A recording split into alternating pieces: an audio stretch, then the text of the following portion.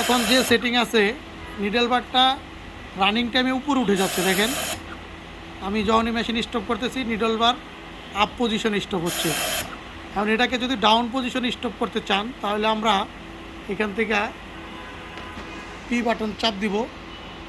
Error 13 যাওয়ার পরে এটা আপ আছে, এই আপটাকে আমরা ডাউন করে দেব, এরপরে এন্টার করে দেব।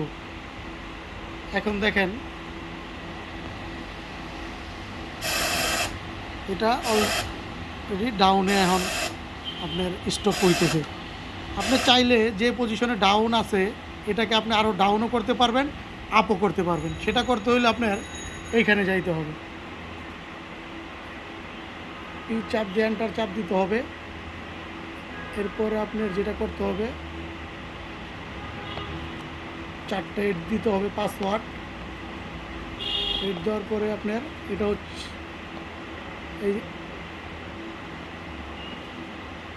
এইখানে দেখেন আপার নিডেল পজিশন অ্যাডজাস্টমেন্ট। এইখান থেকে যদি আপনি এই ভ্যালুটাকে চেঞ্জ করে দেন তাহলে নিডেল আপারে যে স্টপ হচ্ছে ওইটা আপনার কম বেশি হয়ে যাবে। আপনি যদি লোয়ার নিডেল পজিশন অ্যাডজাস্ট আপনি যদি এই ভ্যালুটা চেঞ্জ করে দেন, 1720 আছে, এটাকে যদি আপনি 1500 করে দেন, 1520 করে দিলাম আমরা। এখন দেখেন এটা যে জায়গায় স্টপ আছে আমরা চালাই, এটা আরও ডাউন হয়ে গেছে। ওই ভ্যালুটা যত কমাবেন এটা আরও নিচের দিকে ডাউন হবে, আবার আপা এইটা যত বাড়াবেন উপরের দিকে ডাউন হবে। এটা আপনি 130 হচ্ছে আপনি লোয়ারটা, আর 129 হচ্ছে আপারটা।